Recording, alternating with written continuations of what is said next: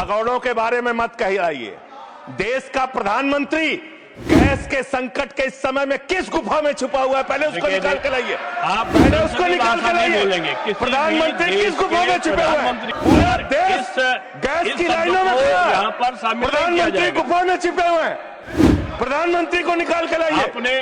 प्रधानमंत्री को निकाल के लाइए। भगौड़ा कौन है, ट्रंप की गुलामी कौन कर रहा है, पूरा देश देखिए मान्यवर, भगौड़ा इस समय कौन है पूरा देश जान रहा है। भगौड़ों के बारे में मत कहिए। देश का प्रधानमंत्री गैस के संकट के इस समय में किस गुफा में छुपा हुआ है, पहले उसको निकाल के लाइए। पहले उसको निकाल के लाइए। प्रधानमंत्री किस गुफा में छुपे हुए हैं? प्रधानमंत्री के बारे में आप हमारे ऊपर टिप्पणी कर रहे हैं, का प्रयोग नहीं करेंगे। आप हमारे ऊपर टिप्पणी कर रहे हैं, ये आप हमारे ऊपर टिप्पणी कर रहे हैं। पूरा देश गैस की लाइनों में खड़ा है। प्रधानमंत्री गुफा में छिपे हुए हैं। प्रधानमंत्री को निकाल के लाइए। प्रधानमंत्री को निकाल के लाइए।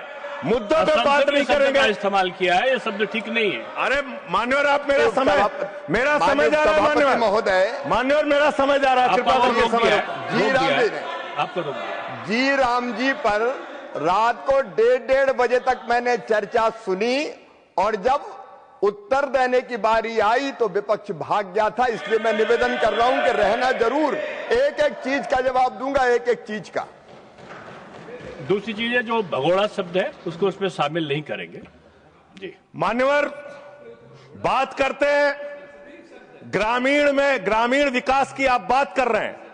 उज्ज्वला स्कीम के तहत 8 से 10 करोड़ सिलेंडर गांव में आपने बांटे हैं, और 10 से 11 करोड़ सिलेंडर के कनेक्शन लोगों ने अपने आप से लिए हैं।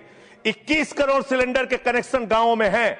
मैं आपके माध्यम से इस सरकार से पूछना चाहता हूं, मध्य एशिया के अंदर जो युद्ध चल रहा है इजराइल और अमेरिका और ईरान के बीच में, आप क्यों इजराइल की चमचागिरी में खड़े हो गए, जिसके कारण से हिंदुस्तान को आज गैस का संकट भुगतना पड़ रहा है। पूरा देश लाइन में खड़ा है, गांव लाइन में खड़ा है, शहर लाइन में खड़ा है, एक एक इलाका लाइन में खड़ा है। होटल बंद हो रहे हैं मान्यवर। मोरवी के अंदर गुजरात में टाइल्स की फैक्ट्रियां बंद हो रही है मान्यवर। आपने क्या हालत की है। आप राज्यों के साथ न्याय नहीं करते, आप ग्रामीण व्यवस्था के साथ न्याय नहीं करते। आपने बनारस के अंदर 4200 एकड़ जमीन वहां के किसानों की जबरन कब्जा की।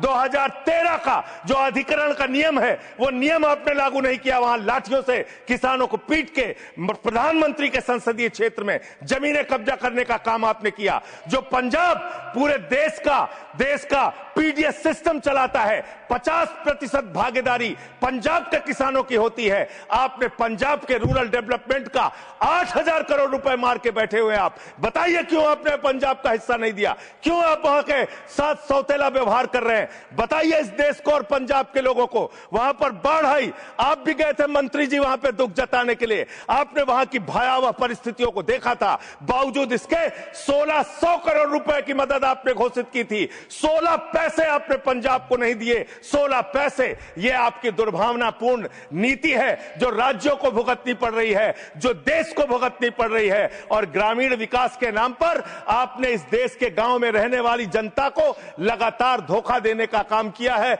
लगातार उनको ठगने का काम किया है। चाहे वो आंगनबाड़ी की स्कीम हो, आंगनबाड़ी की कार्यकर्तियां, हर काम में उनको आप लगा देते हैं, लेकिन आप उनको पैसा देने के नाम पर आपको हंसी आएगी, हंसी आएगी, हंसी आएगी।